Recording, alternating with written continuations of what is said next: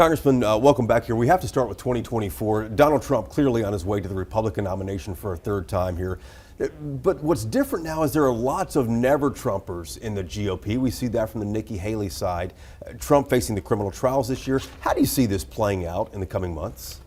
Well, it remains to be seen. I think that Donald Trump's performance in New Hampshire, winning both Iowa and New Hampshire, provides Nikki Haley with a very narrow path. Of course, her home state of South Carolina is coming up, and then there's Super Tuesday. So she's got a very narrow path. And does she have a path at all, you think? I would say that most folks would be advising her right now that she doesn't. Having been someone who was suggested that I had no chance of winning either, and I proved them wrong, I'm sure she might be living on that kind of talk, but we'll see. And so I think it's very narrow. She has been an old hand at this. She's been in politics for a long, long time.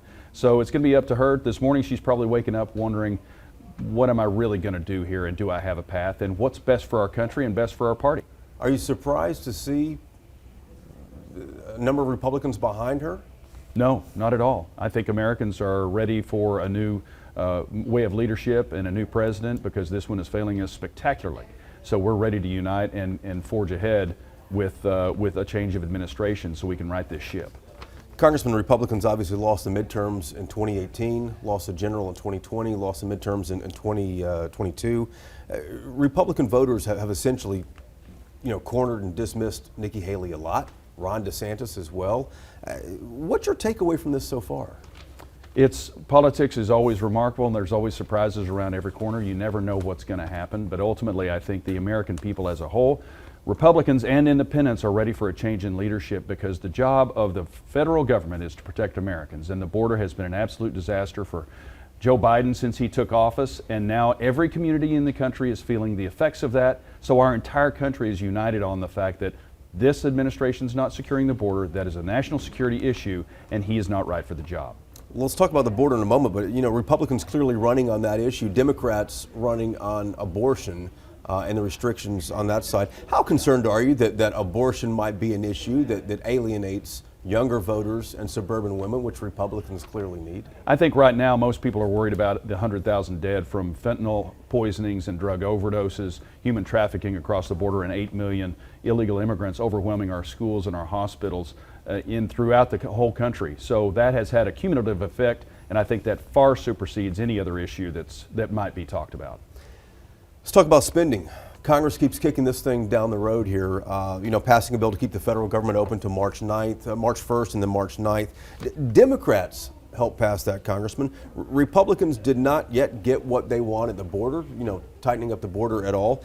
Is the Speaker in danger of losing his job over this? I don't think so. And Speaker Johnson has mentioned for the last 3 months that any aid for overseas is going to be tied to security at the border. Remember, the president, the administration, the executive branch is responsible for executing the laws on the border. We have laws that have already been in effect. Once he invited people across the border, he could solve 70% of this problem with an executive order to remain in Mexico. So I think that when we talk about spending, when we talk about this, we got over half of our caucus to say yes, vote yes on the continuing resolution. And here's something that most people need to consider. I, as a military veteran, 20-year Navy veteran, we have troops overseas by the hundreds of thousands, and we have Border Patrol on the border that is working desperately to try to stem the flow of illegal immigrants, drugs, and human trafficking. If we have a shutdown, they're not going to get paid. So you can't really signal that the border is our #1 issue and then threaten to not pay those who are securing it. Is Speaker Johnson's job at all in jeopardy? Chip Roy, we've heard him saying that he might make a motion to vacate. No, because the Democrats realized that they caught the car too when they deposed Kevin McCarthy, and we had 3 weeks of chaos. They felt the heat, just like the Republicans who voted along with them, the 8 Republicans who voted along with them did. I don't see that happening. This is what we got after we deposed the known speaker, Kevin McCarthy, who's been in leadership for 10 years.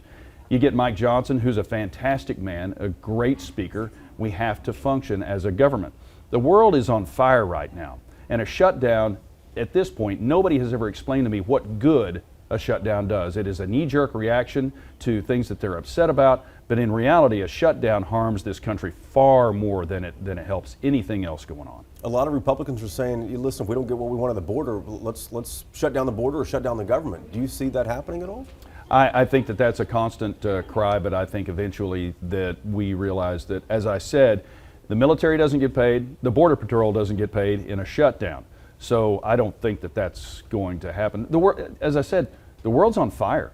We haven't seen a world like this since 1938, with dictators threatening humans all across the world with food insecurity stemming from the war in Ukraine, with Iran and its tentacles with the Houthis, Hamas, and Hezbollah, threatening the mere existence of Israel, threatening our troops overseas, our ships, our shipping, higher prices at the pump, higher prices at the grocery store. This is total war by 4 or 5 dictators plus the cartels that we haven't seen in 80 years. And so we need to keep that in perspective when we talk about one or another specific issues. The last spending bill from Congress was $1.66 trillion. That was the proposal. That's more than the amount that cost Speaker McCarthy his job. Is that an amount you support? Well, that's what we've got. And of course, with inflation, things go up, and needs for aid go up as well. So remember, back in September, we had a $1.47 trillion that got voted down by 20 plus of the Republicans. And I have heard them say, I wish we had voted on that. So I think, heard them say that? Yes, I have. and because that was a good bill. And they got everything they wanted, including H.R. 2, which secures the border, in that September bill for funding. Yeah. So yes, but as I said, the world has changed. The world is much different than it was in September, with threats, with conflict since October 7th. The Houthis in Yemen. The world is a very dangerous place right now. And once that happens, your lens and your outlook on everything must shift. Congress has not yet appropriated money for Ukraine or for Israel, and you know, Ukraine has warned, listen, if we don't get this cash, we're not going to be able to continue to fight off Russia. Right. Do you think Ukraine's going to get money? I think that they will get weapons with which to defend themselves. I think Israel will too. Remember, the House sent over a bill to the Senate that was $18 billion in aid with a pay for, and the Senate hasn't taken that up. And in this system of ours, sometimes the Senate can just ignore what we've sent over. And we've passed 7 appropriations bills as well that they have ignored as well. So here's the conflict between the two chambers. I do see that most folks will recognize, and again, the Republicans are split 50-50 on the Ukraine aid. As a student of history, a participant of war, and a veteran, I recognize that this looks a lot like 1938. Ukraine is a lot like the Sudetenland.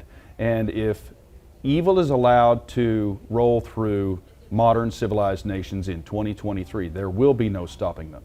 But evil does still exist. In fact, Iran, North Korea, and Russia are united in helping to defeat the Ukrainians with weapons, using North Korean weapons and Iranian weapons. So evil's on the march.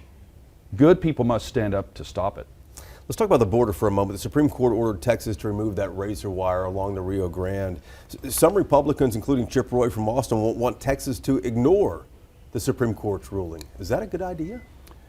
Well, if we say that the Supreme Court has, you know, Chip's got his way of looking at it. I hadn't heard those comments. It is unfortunate because the razor wire is not meant to hurt people. It's meant to prevent them from crossing into our porous border. Texas is the most affected state by the open border.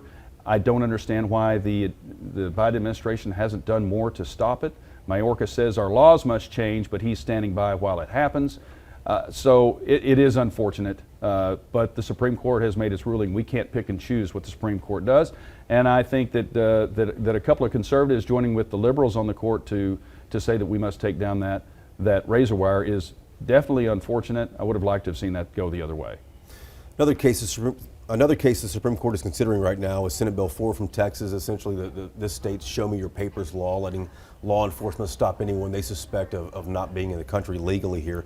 The Constitution, as you know, is clear on the federal government is in charge of immigration, border control, etc. Should states have this authority, though, that the legislature wants? The Constitution doesn't allow for that, but the Constitution also says the federal government will prevent invasion. If 8 million people in 3 years crossing our borders doesn't represent that, I don't really know what does. But even if you want to leave out the illegal immigrant part, we are being invaded by terrorists who want to take down our country. From a national security standpoint, that is a very dangerous time because they're collecting in our country, throughout our country. Some say Hamas are here, some say Hezbollah are here. I have every reason to believe that, and that at some point we might have innocent civilians within our own nation attacked. So it is the responsibility of the federal government, and Texas is just trying to find some way to protect itself from an administration that seems intent on allowing everybody to cross the border and kill our young men and women. 18 to 49, number one killer is drug overdose and fentanyl. And fentanyl is a poison. And it's brought over here by China and brought into the country by the cartels. And I think it's time to go after the cartels in whatever way we see fit. Congressman, thank you. Thank you, Jason.